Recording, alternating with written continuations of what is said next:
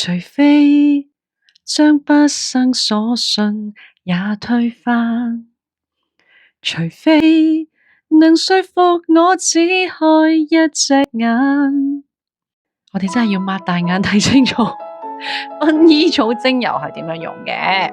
其實咧我真係好少分享薰衣草嘅精油係點樣使用，因為我唔相信有人係唔識用。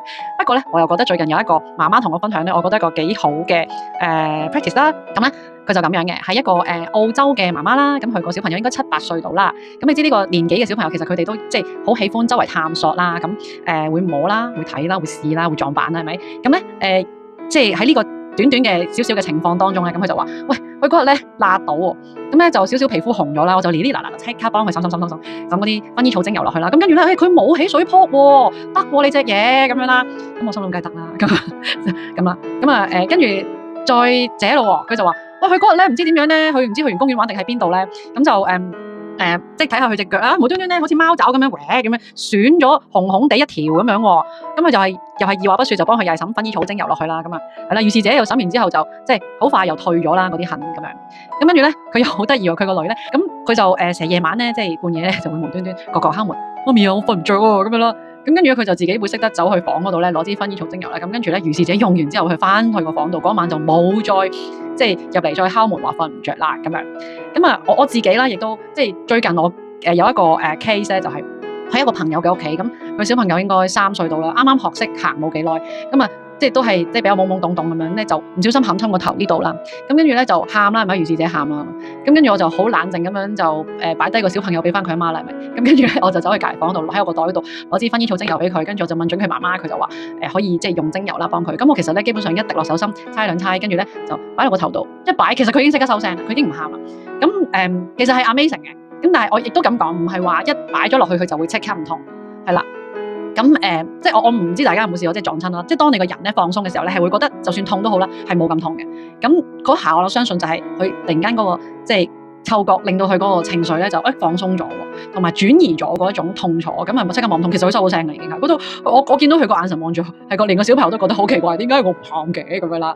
咁係啦，咁咧好啦，咁點解即係薰衣草精油係可以有呢個咁即係得意嘅功效咧？咁其實唔係所有嘅薰衣草咧都能夠做到嘅。咁即係尤其是對付啲即係傷口啊咁樣嗰啲咧，大家都係要小心選擇嘅。咁咧有一個品種叫做真正薰衣草，咁佢個拉丁名咧就叫做Lavandula augustifolia。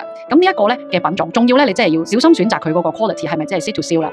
即係因為即係佢稀釋咗同唔稀釋咗啊，或者佢即係點樣去培植啦，都對於我哋使用嘅時候咧係有非常之大嘅影響嘅。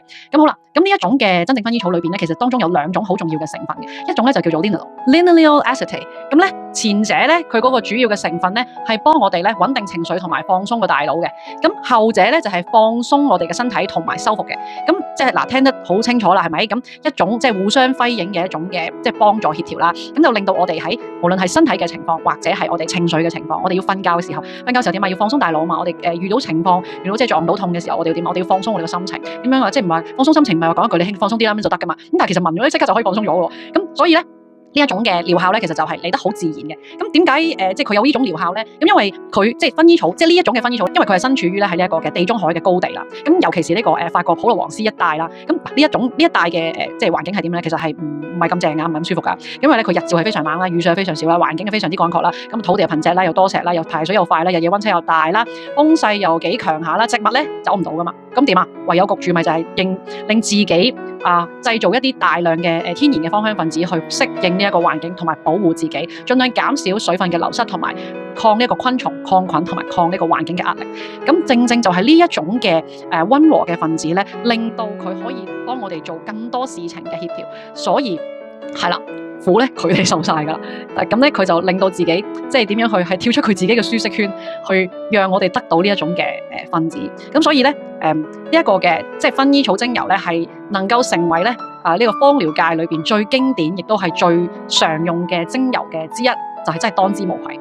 係啦，咁希望大家都識得點用，又或者如果你哋有一啲嘅個案，即係都覺得好值得分享嘅，可以留言啦，或者話俾我知啦，咁樣咁啊，希望更加多嘅人咧可以用到呢一種嘅芳香療法咧，去幫助佢哋嘅生活更加容易過啦，或者即係容易啲處理啲日常嘅生活嘅問題啦。